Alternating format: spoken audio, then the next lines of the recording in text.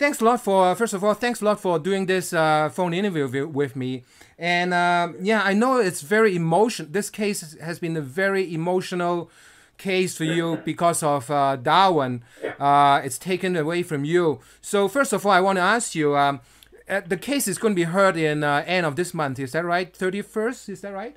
Yeah, January 31st in Oshawa. Mm-hmm. Right. Sorry, where?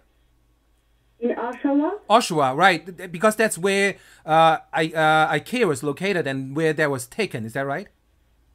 No, it's where he's being held in Sunderland, and we're asking that he be released, returned back to us, and because the court having jurisdiction over Sunderland would be in Oshawa. Oh, okay, I see. Right, right. So, yeah, can you, before we dig into the case, and thanks a lot for sending me the links to the transcript of the testimony and stuff. There are a lot of stuff, so I have to apologize in advance that I didn't have enough time to spend on reading those through, but we'll definitely go through some of the transcript and stuff. But let me ask you, how do you feel right now? Like, what's your feeling with this case dragging on for so many weeks now? Well, it's upsetting because have been allegations of abuse by me against Darwin, that I've been accused of strangulating him, hitting him in the face with a spoon. Even my children and my husband have also been accused of doing the same thing. So that's very disturbing. And obviously, these are all calculated to make us feel awful and to push us towards dropping the case and discrediting us in public. Right. Who make the accusation? It's not the animal officer, right? Is it the Storybook Farm Primate Sanctuary? Primate Sanctuary. They have made those allegations against me so that they can keep Darwin. Right. So on that point, then I guess I have to go refer back to the transcript. So based on the transcript and my understanding, I mean, again, obviously I haven't read in detail, but my understanding is the animal officer, when they capture Darwin, and they were trained to notice any abuse and whatnot, they didn't notice any abuse of Darwin, right? There was no trace of abuse. There was no allegation of abuse until the Toronto Animal Services officers had been examined on January 9. When they were examined, they admitted that I didn't come there to surrender Darwin. I was crying. I didn't want to sign. They had orders to get me to sign the surrender form. So if the Toronto Animal Service officers are now admitting that they have forced me to sign, therefore it is clear that I didn't surrender Darwin. And this entire case is based on ownership rights. So if Darwin is mine and I didn't surrender him, that means he should be returned to me. Now, the only way that the Storybook Farm Primate Sanctuary can claim that they have to keep him or Darwin can be returned to me is if they come with something new that I was cruel to him, that he was abused. So if he was abused and I was cruel to him, then he should not be returned to me. It would be for any dog or cat. You may own a cat or you may own a dog, but if you have been cruel to your animal, then the animal officers can take the animal away from you because you're not a good owner. So all this time there was no allegation of abuse. None of that was there. But once they heard that the Toronto Animal Service officers have admitted that I didn't give them Darwin, that like they're claiming I didn't surrender, now the only way they can keep him is if they show that I was abusive, that I was cruel, therefore I was not a good pet owner, then the law can take the animal away from me. So that's where it's coming from. They're just trying every possible way of keeping Darwin. Right. So did they make those accusations under sworn statement, or did they just make it on TV? Yes, they filed an affidavit. They swore an affidavit, and they filed it. It's part of their court pleadings, and as court pleadings, they are protected from slander or libel because the judge gets to rule on it. And I have the chance to put in affidavits of rebuttal to show that they are lying. Right. So they get away because they can say whatever it is in the court proceedings. Oh, because like I'm the not. Judge should decide. Yasmin, I'm not a lawyer, so because it's a pleading, so whatever they say, even though it may not, even though it may or may not be true, they are not, they cannot be held accountable. Is that right? Well, there are other ways we can, on this particular trial, on this particular motion, I can't do much. I have to simply show my case and I prove that there was no abuse. That is the reason on the Darling Darwin Facebook page, you will see that we have posted a number of videos which we didn't do before. I've shown, for example, that I was changing Darwin's diaper. One of the allegations was that I kept him in his diaper for 36 hours intentionally. And while it is true that he was, for the first day or two, he was in the diaper for 36 hours, that was only the very first day as I was struggling to know how to handle him because he was new to me. I was not comfortable with him. He was not comfortable with me. Right. So, yeah, he was there for 36 hours. But to say that he was put in there in the diaper for 36 hours while I let him in there and I did that deliberately because I'm a cruel person, this is all fabricated. You can take everything and turn it and twist it and make it look like cruel to serve your purpose, but that's exactly what they're doing. Right. The way they present it seems like it's one thing that you do all the time, as opposed to be the first few days. Where we got all this information is there were certain letters I had sent in to Lisa Whitaker. She's a monkey trainer, and I was looking for help because there are not many people who know about monkeys. So I went on the website. I saw her. She featured on Animal Planet, so I thought that she had some credibility. So I signed up with her website, and I paid a fee, and I became a member. And while I was a member, I wrote her some email to explain to her that I had a little monkey, and I gave her some details. And one of the things that I had told her in the email was that the first time I got Darwin, I couldn't change his diapers. He was biting me, and I had called the gentleman who had given him to me. The gentleman showed me how to hold Darwin, and the gentleman held the monkey by the back of his head, and he tried to dominate the monkey, and he showed me a few things how to deal with Darwin. So there are certain emails which discuss in a very frank tone someone trying to look for help discussing ways to train the monkey.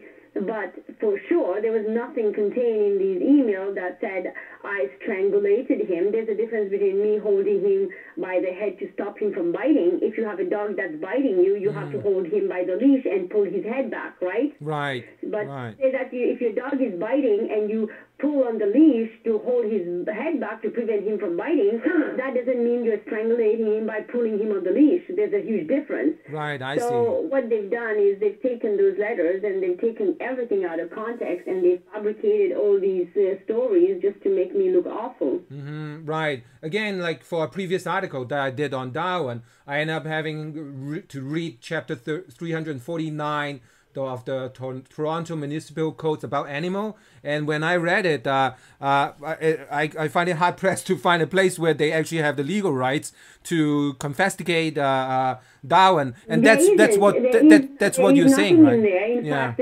when they took him and he was under protective care, they had an obligation to tell me that I had 5 days to relocate him. And they intentionally didn't tell me that. They told me I could not see him. They were not going to give him back to me. And they bullied me. And I kept crying, and I wanted to see Darwin. They would not let me see him. I begged, and they wouldn't. And then finally, the officer, Vihan, he stood up, he pushed the paper towards me, and then he said, if you sign it, then I will try to see if I can make you see him one last time. Right. And at that moment, I didn't want to think about anything else. All I needed to do is I wanted to see him because I lost him in the parking lot, and I was freaking out, and I wanted to see how he was doing. And if signing that piece of the paper would make me see him, then I was ready to sign it. I had looked at the paper, to tell you the truth. I am a lawyer myself. I looked at it. It didn't say, it was not a bill of sale. There was no consideration. It said for $0. There was no witness signed. If you're doing a transfer, there's a bill of sale. There should be some witness. There should be a consideration. It should be clearly say that you're selling or you're transferring. The paper that I signed, there was $0. It says to give them discretion to deal with Darwin. And I thought for a moment, what did they really mean by that? Did they mean that I was giving them the right to take care of Darwin so that they could do some testing? Because they kept telling me he carries diseases, do you have papers? And I didn't have his papers, and they wanted to know whether he had any tests done. And one of the things they kept telling me is that, well, he could carry diseases, it could get worse for me, and I could be charged under some statutes. One of it was he told me that I could be criminally charged for having a monkey and not having tests done on the monkey. Right. So it was, and they implied, it was scary at that moment, because for one moment I started thinking maybe Darwin could have a disease, but I know for a fact that when the person gave me Darwin, he gave me a total reassurance that the monkey didn't have any diseases or anything like that. I don't think that person would have been so crazy that they would give us a monkey with diseases. I don't think so at all. He didn't come across as that type of a person who would be so callous and reckless. I didn't have any fear, and I think a week or so before, I had a call from the gentleman. He said he was coming by to pick Darwin because he needed some shots, and I believed that. So I was not living in fear of Darwin having any type of diseases whatsoever. I felt he was being taken care of by whoever vet was taking care of him when I got him from. And based on the transcript... when I was there, and the officer made me feel that the monkey had diseases, and I should have known, and I shouldn't have him. They have to take him, and there could be charges against me for having a monkey with diseases.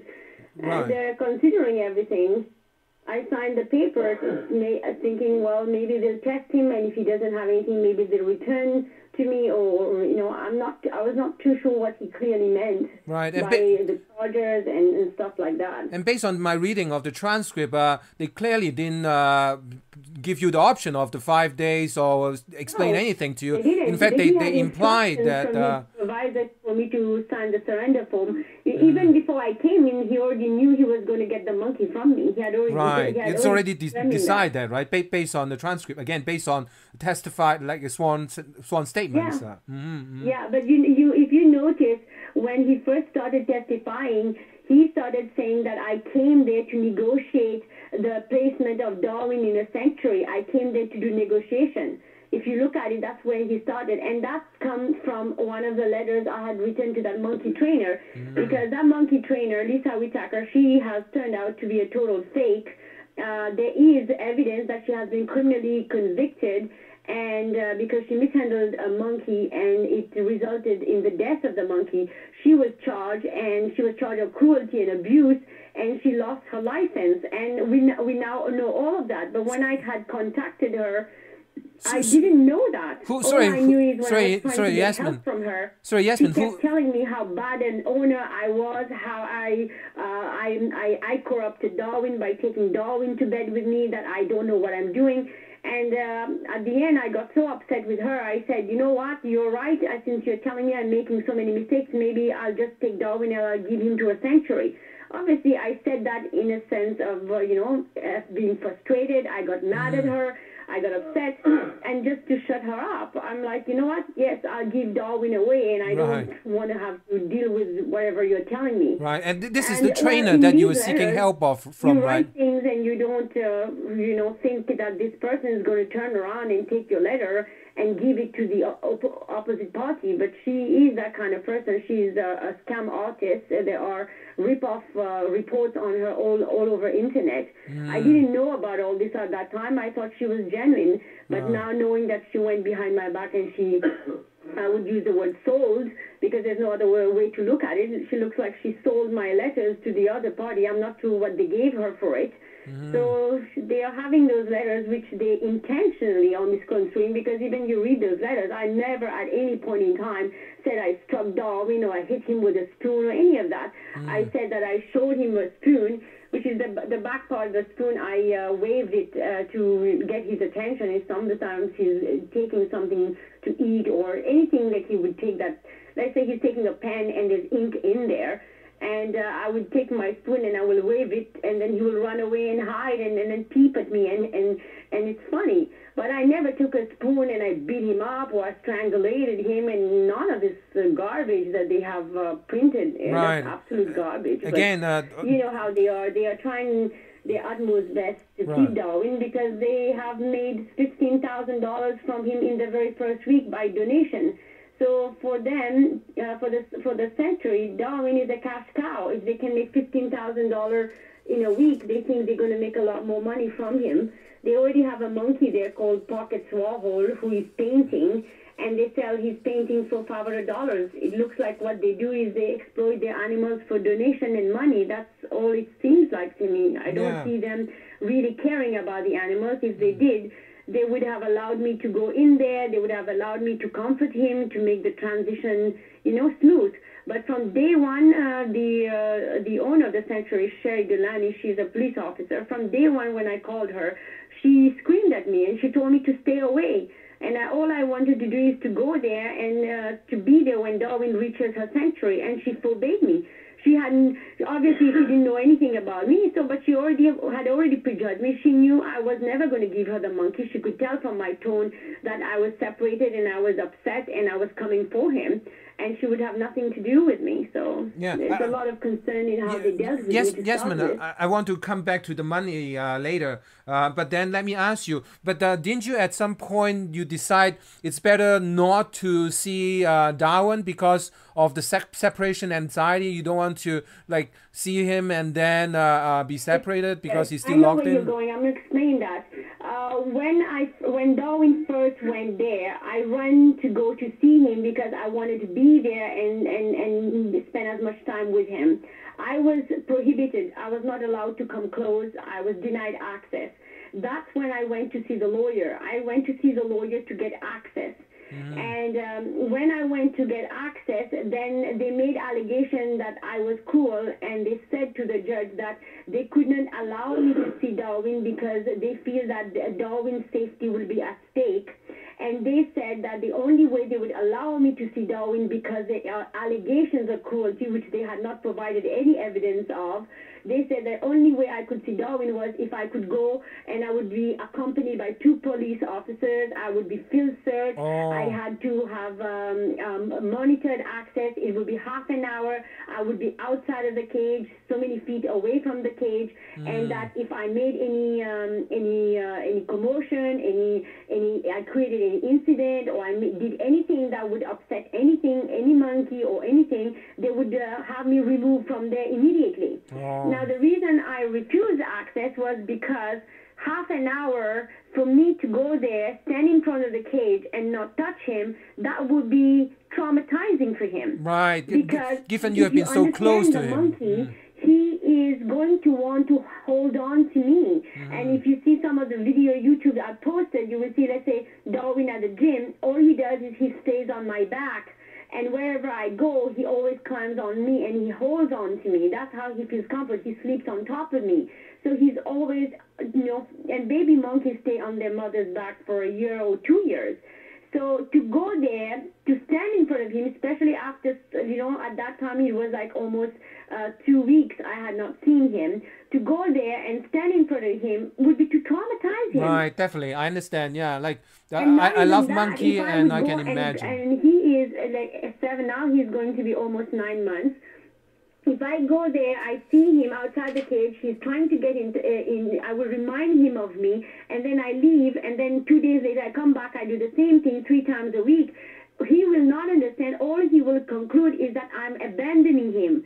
He will get very mad at me, and when eventually I get him, he will turn around and he will bite me. Right. I see. He has no ability to understand. And I've spoken to expert primatologists, real one, not gimmicks, and they have confirmed that was the best thing I've ever done. They told me for sure he will not forget. And if you go to Darwin's Facebook page, there are experiments made in 1950s in black and white where about monkeys imprinting on their mothers. So once a monkey has imprinted, they will never forget their mothers. But if I keep going there in front of him and I torture him, I torment him, and then I leave, he will not understand what I'm trying to do. He will get mad and upset, and it will hurt him, and at the end he will reject me. Yeah, I totally understand. I mean, I love monkey too. Not obviously not at the extent that you are. It's like your own child. They are 93% human DNA. If you have children and you take your child and you put him, in a cage, you go stand there in front of the cage. You cannot even touch him, and your child is behind the cage and the bar, and then you stand there and then you leave. You stay for 30 minutes and you leave. How will your child feel? Right. So, Yasmin, I want to come back to the issue of money now. So you mentioned that the $15,000, I don't know if they were by direct donation, but I do aware that online there's a campaign at Indiegogo that they have set I think a goal of $3,000, and they have raised $3,359 so far. If you donate $50, you get a picture of one of the monkeys, and $100. What do you feel? Because in the court document they have admitted raising $15,000. By December 20, they had raised $15,000, and that donation was primarily made by IKEA. That's what I've been told. Oh, IKEA. But they admitted in court that they already made $15,000. Right. How does it make you? How does it make you? So $80,000. How does it make you feel that they were raising money, getting donation? I guess kind of in a conflict situation to fight you on this. But that's exactly what it was. The first time I called Sherry Delany, she told me to stay away. And then she told me 3 times, she screamed at me and to stay away. And then when I kept quiet, then she said to me, give me a call in a week's time, and I will think about it. But be prepared, she said. Be prepared to pay for his cost of food and to pay for the cost of his sponsorship. That's the first thing she talked about was money. She talked about money. She wanted to make money. Yeah. So for a moment, let me step back away from the legalities and the money for a moment.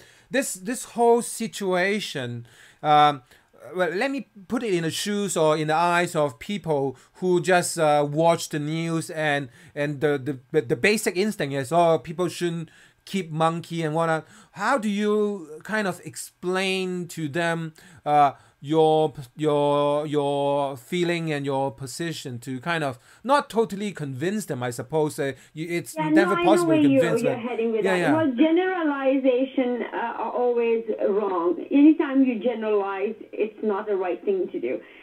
There are, if you look on YouTube, the reason I actually chose Darwin as the monkey type I would want to have as a companion was I had seen some YouTubes about monkeys working as waiters in Japan. I've seen those videos too. I actually looked for those videos and actually found one. The Japanese monkey carrying a bear and they treats. As waiters in Japan, they are there without a leash. They are around people. They are serving food. Nobody is being attacked. So when you say all monkeys are vicious, you are not speaking the truth right there. Then you will see there are other monkeys, not the same breed, but capuchin monkeys. They are used as monkey helpers for the disabled. It's a program run by Boston College, and it's very successful. So if you have a disabled person, you are attaching a monkey to a disabled person to help the disabled person eat, feed himself, change videos and stuff like that. Then how can you say that all monkeys are vicious? Yeah, I mean, it doesn't make sense. But I can certainly understand your perspective. It serves the purpose of the sanctuary by telling the public, well, Yasmin Nakhuda doesn't know what she's talking about. Monkeys, when they become sexually active, they will bite, they will get the canines, they will chew her face off. So monkeys are vicious. They belong behind doors, behind bars. Meanwhile, she's using them to do paintings for her. Meanwhile, she herself is putting them in a small cage and giving them toys, but what she's not giving them is attention and love. So she's telling on one side that they are wild, they say they're supposed to be returned to the natural habitat, but the sanctuary is not returning any of those monkeys to the natural habitat. They are kept in cages. They are behind bars in small cages. It's not a sanctuary. This is an entire lie. All they're doing is exploiting them for money. It's just nonsense. So the court case is coming up on 31st. How long would the case need to be decided, and what do you hope as ideal outcome, and how are you going to deal with if you're going to get Darwin back? What are you going to do? Well, we are looking for homes to buy. We're looking for a house to buy now in a place where monkeys are not prohibited. And we had mentioned before, Kawasa Lakes, for example, or Niagara Falls are places where there are no prohibition to own monkeys. And we get a home there, we will buy a home and we would relocate. And in fact, that's what the Toronto Animal Service officer should have told me, that I have 5 days. So hang on a moment, Yasmin. So you're willing to relocate to wherever it's legally allowed, and then I guess you move your practice.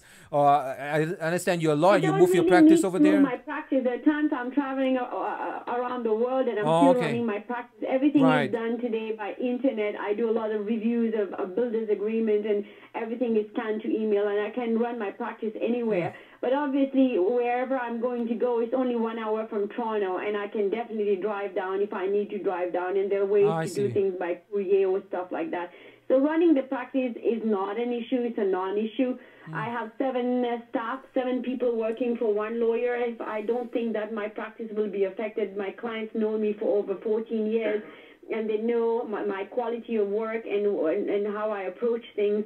And I've been working remotely from home many times. I've never had my practice being affected by that. So I don't think relocating to somewhere out of Toronto would have any impact on my practice. Yeah. Now I've talked to you almost for half an hour. You seem, anyway, I mean, this is our first chat, and you seem completely normal and reasonable to me. How do you react to people who, without talking to you or without much, and accuse you or think you are a mad woman or a crazy woman to want to keep Darwin?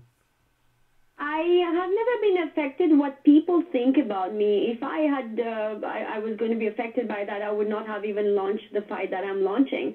I believe in myself, and I believe in love, and I believe that Darwin needs me. As long as I'm convinced that this is right, it does not matter to me what the world thinks. I'm not what the world thinks. I am who I am, and I know that I love him with my heart and my soul, and I know he loves me too. And what the world thinks of me, and the fact that the world thinks that I'm crazy or there's no relationship there, or some people have even come up with the fact that, I'm going after the monkey because of his celebrity. I have tons and tons of pictures, tons and tons of witnesses. My staff have seen me day in and day out for almost 6 months, and had nothing to do with his celebrity. I dressed him up. I loved him. I cherished him. I kept him with me all the time. He had everything he needed. So none of this matters, and as long as I know who I am, it is irrelevant what people think about me. So it's got nothing to do with, I mean, I guess to me it's obvious, but then, for people who think that, hey, because it's such a big deal, such an international sensation, you want a monkey back and to profit from it, it's bogus. How would you respond to that, I suppose? Well, it's the other way around. I'm not a person who's looking for donation. God bless, I'm doing pretty okay, and I enjoy a good standard of living. And Darwin lived an excellent life, and he was well cherished, and he had every luxury he needed.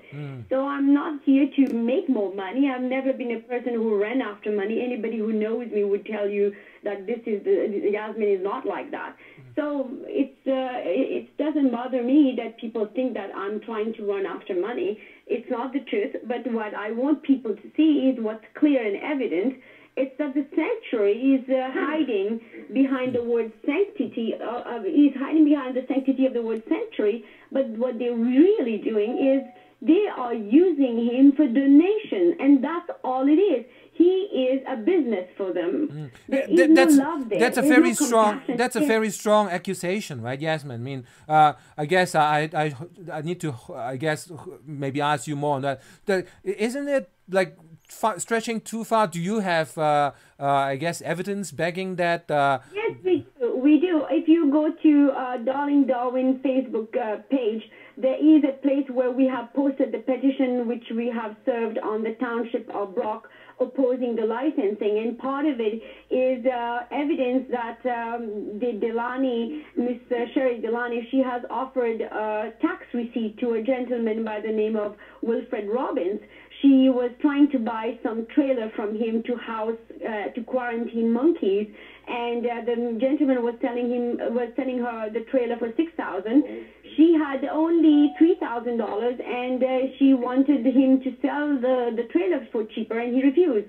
So in a text message she sent from her phone, and she's a police officer, I remind you, she sent him a text saying that she was going to give him $3,000 cash, and she was giving him a tax receipt for the balance. So that is showing the type of person she is. So she has a charitable status, and here she is in a purchase transaction offering a tax receipt for something that she was not getting any donation, but she wanted to make it look like it was a donation. So this woman can go to any length, any time, any way to just make money and get and raise the donations. If she has to do some things which are not proper, she's prepared to do that. Right. We have evidence of that. Mr. Wilfred Robbins has testified and has given a witness statement and has given us a video recording, has produced a copy of his telephone conversation, and we have pictures of those. Right. We have a lot of evidence on the petition. The only problem is that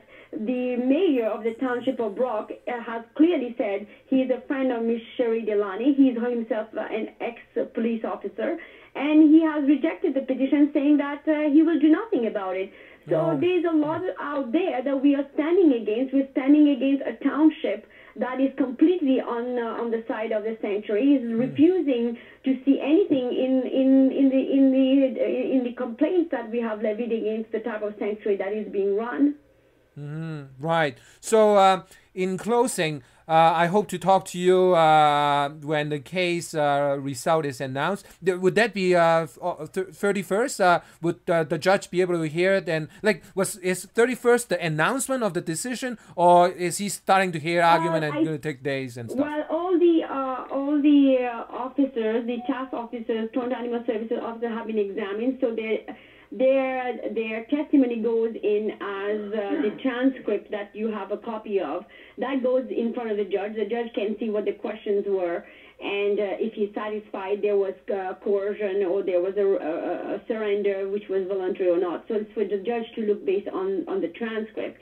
Then I believe myself and Sherry Delany will also be going for examination and cross-examination. And that part hasn't done, right? You and Sanctuary's owner as well.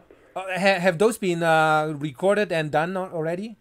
No, it's coming this week or at the beginning of next week, and then that goes by transcript as well in front of the judge. Oh, okay. And then the lawyers will appeal on the motion. They will have a factum, and then they will argue what is in the transcript, what took place, what's on the evidence in terms of what the witnesses say. And the judge obviously will have the law. The judge has to determine whether Darwin is mine, whether I surrendered voluntarily or not. And then if I did not surrender voluntarily, he's mine. But the next prong would be, well, if he's mine and I didn't surrender voluntarily, should the law take the monkey away from me based on the fact that I was cruel? So he has to decide a third. I have to make a decision on another point as well right now. So that would be the allegation of cruelty. So both you and the owner of the sanctuary is going to testify under oath, give evidence, and that would be sworn statement, and people under sworn statement are supposed to tell the truth, right? If not, then it's criminal offense, right?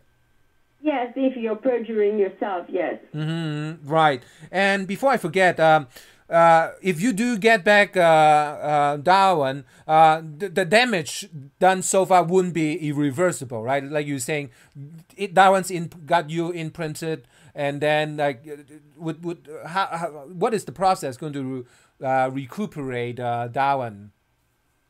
Well, that would be a totally different lawsuit. Right now, we have big concerns because some of the pictures that have been released by people which have been taken at the sanctuary shows that Darwin has a wound on his mouth. There's a scab, and there's also a scab near his eyes. So they are not explaining why there are those wounds on his face. In fact, there have been such most ridiculous allegation now that these wounds were on his face when they took him away from day one, that I inflicted those wounds. And those wounds, hang on a moment, and those wounds, if they were present, the animal officer would actually notice pretty easily, right? They were not there. The pictures of Darwin taken on the first day are clear. He had not a single scratch on his face, but they're even making that up right now. They're making up that those wounds were there when Darwin was taken away from me. But the animal officer had testified he was fine. Even Delaney herself on a TV statement, made a statement saying that the monkey was perfectly fine. So, like I said, these allegations of cruelty, abuse, and all of that are coming up right now because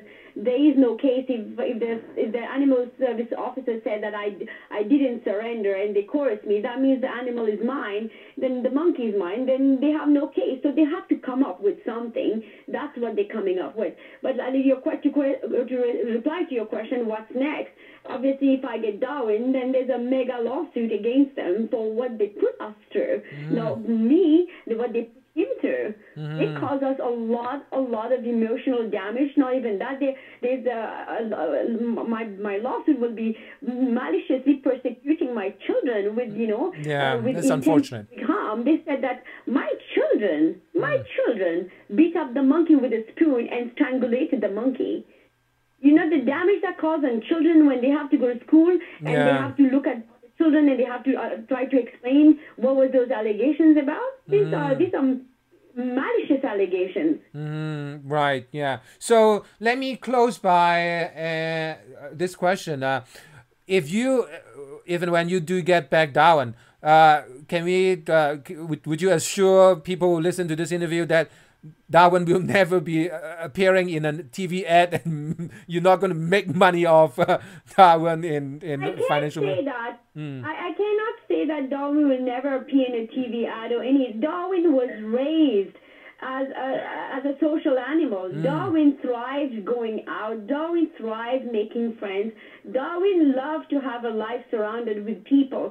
I don't see myself taking him and caging him. From the day one we had him, we always felt that he was a superstar. We thought he was a superstar for his own personality. He had it in him. He loved dressing up, like he would, brush his teeth, and he's full of life and he's vibrant. He's not an animal to be caged, and he has all this.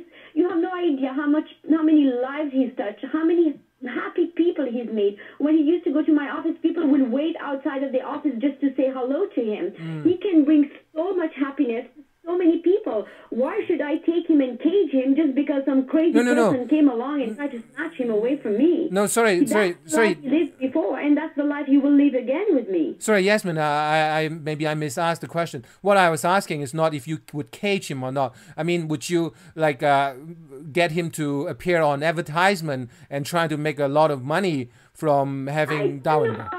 Of that right now, I cannot even think beyond having him and comforting him. I can't think about what tomorrow will hold or what the plans are for Darwin. I'm not here to exploit Darwin. That's out of the question.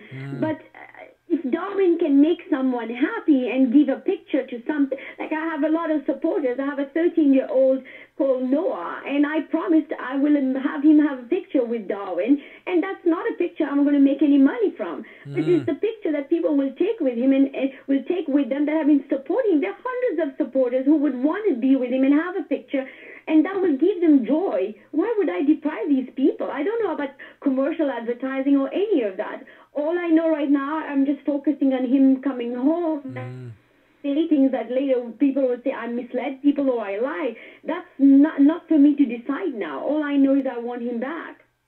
Okay. So I guess taking my reporter hat off for a moment, I really hope, and as a fellow human being and Canadian, I really hope the judge would wise and come to a wise decision based on all the facts that is presented in front of him. Like I've only seen some of the transcript and some of the evidence. I hope I've done a okay job in interviewing you and talking to you. So do you have anything in conclusion you want to tell people who listen to this interview, your thoughts and anything? I only want people to keep an open mind. People have not, most people don't even know what owning a primate is like. They try to compare it with a dog, or they try to compare it with a cat or something that they can relate to. But it's nothing that people can actually truly understand unless you have really owned a primate.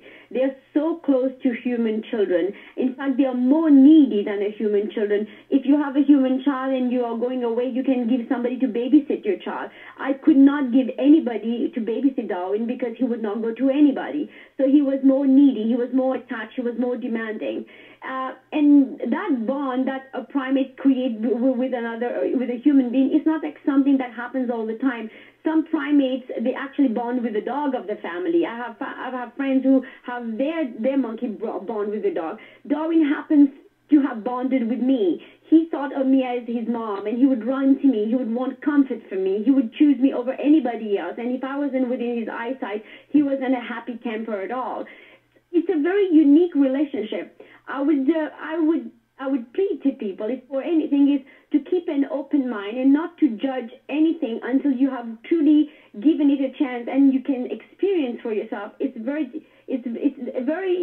not right to just say, well, monkeys should be in the wild and make such generalization, or they are wild pets, because everything has to be taken into consideration. Every case must be judged on its own merit. He was not a wild animal. He was captive bred. He's only 7 months. He's not 4 years old that he can live without his mother. He needs his mother. It's a very different case. It's a special case and has to be judged on its own merits. Mm-hmm. All right. Thanks a lot, Yasmin.